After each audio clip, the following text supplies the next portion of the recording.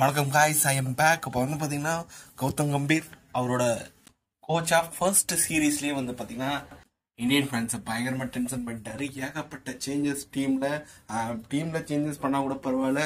Wise கேப்டன்சியில் வந்து பார்த்தீங்கன்னா முழுக்க வந்து பார்த்தீங்கன்னா தேவையில்லாத வேலைலாம் மாற்றி பண்ணி டென்ஷன் ஆக்கி வச்சுருக்காங்க. உண்மையிலேயே வந்து பார்த்தீங்கன்னா டோட்டலாக டிசப்பாயின்மெண்ட்.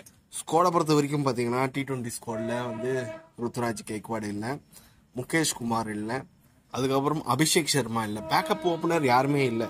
என்ன பிளான் பண்ணி இவங்க டீம் எடுத்தாங்க அப்படின்றது சத்தியமாக என்னால் புரிஞ்சிக்க முடியல. ஒன்று புரியுது, கில்லும் SSV ஜெய்ஸ்வாலும் ஓப்பன் பண்ண போகிறாங்க அப்படின்றது மட்டும் புரியுது.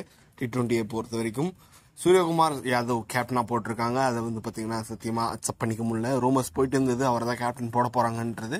ஆனால் வந்து பார்த்தீங்கன்னா எனக்கு நம்பிக்கை இல்லை.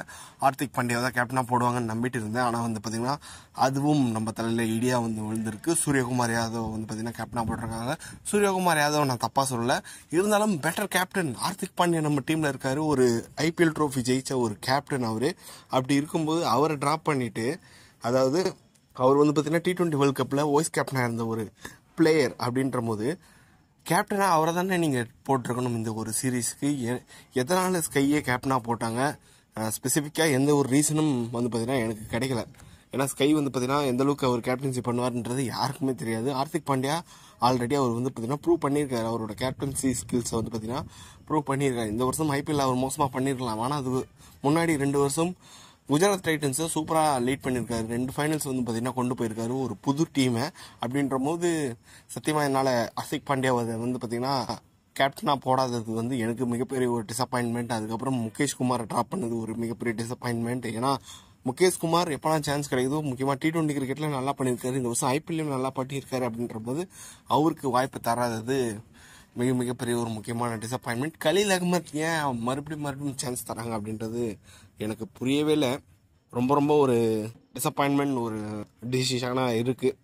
டோட்டலாக வந்து பார்த்திங்கன்னா ஸ்குவாடில் ஏகப்பட்ட குழப்படிகள். அதுக்கப்புறம் ருத்ராஜ் கெய்க்வாடை ட்ராப் பண்ணியிருக்காங்க. அவர் இன்ஜுரியா என்னன்னு தெரியல. ஆனால் நம்பர் 7 ICC ரேங்கிங்கில் நம்பர் 7 இருக்க ஒரு பேட்ஸ்மேனை ட்ராப் பண்ணியிருக்காங்க. அப்படின்ற போது ஒன்றுமே புரியல. அதுக்கு பதிலாக ரியான் பராக வந்து பார்த்திங்கன்னா எடுத்திருக்காங்க. அவர் ஜிம்பாப்வே சீரீஸ்லேயே ஒன்றும் பெருசாக அடிக்கலை, ஒரு 50 கூட அடிக்கலை. அவரை வந்து பார்த்திங்கன்னா செலக்ட் பண்ணியிருக்காங்க.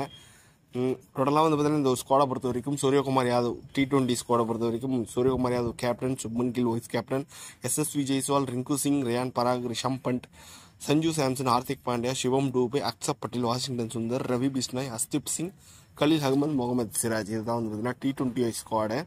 அடுத்து ODI ஸ்குவாடை பொறுத்த வரைக்கும் ரோஹித் சர்மா கேப்டன், அதுல எந்த ஒரு பிரச்சனையும் கிடையாது. வைஸ் கேப்டன் சுப்மன் கில், அதுவும் எனக்கு பிரச்சனை கிடையாது. ODI பொறுத்த வரைக்கும் சுப்மன் கில் பெட்டராக பர்ஃபார்ம் பண்ணியிருக்காரு, நல்லா பர்ஃபார்ம் பண்ணியிருக்காரு. அப்படின்ற போது அந்த டேக் வந்து பார்த்தீங்கன்னா எனக்கு பிரச்சனையே தெரில. ஆனால் வந்து பார்த்தீங்கன்னா T20 தான் அநியாயம் பண்ணியிருக்காங்க. கேப்டனும் சரி வைஸ் கேப்டனும் சரி வந்து பார்த்தீங்கன்னா ஒரு மோசமான டிசிஷன் தான் என்னை பொறுத்த வரைக்கும். ஓகே, இப்போ ODI ஸ்குவாடை பொறுத்த வரைக்கும் Rohit Sharma captain, Shubman Gill vice captain, Virat Kohli, Shreyas Iyer, Riyan Parag, Rishabh Pant, KL ராகுல், ஹர்ஷித் ராணா, சிவம் டூபே, அக்ஷப் பட்டேல், வாஷிங்டன் சுந்தர், குல்தீப் யாதவ், ஹர்ஷ்தீப் சிங், கலீல் அகமது, முகமது சிராஜ். இந்த ஸ்குவாடு வந்து பார்த்தீங்கன்னா ஓவரால் நல்ல ஸ்குவாடாக தான் இருக்குது. பும்ரா வந்து பார்த்தீங்கன்னா டோட்டலாக ரெஸ்ட் பண்ணியிருக்காங்க, நல்ல விஷயம்.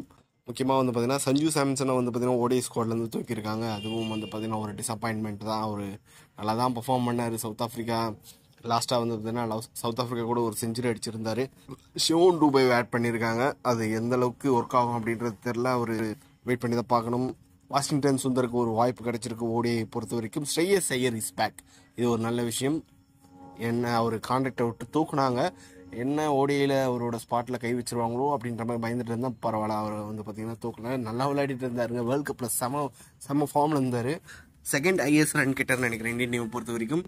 நல்ல வேலை ஸ்ரேயஸ் ஐயர் பேக், அது வந்து பார்த்தீங்கன்னா ஒரு நல்ல விஷயம். ரியான் பராக ODIலையும் எடுத்திருக்காங்க, இது எதனால் அப்படின்றது தெரில.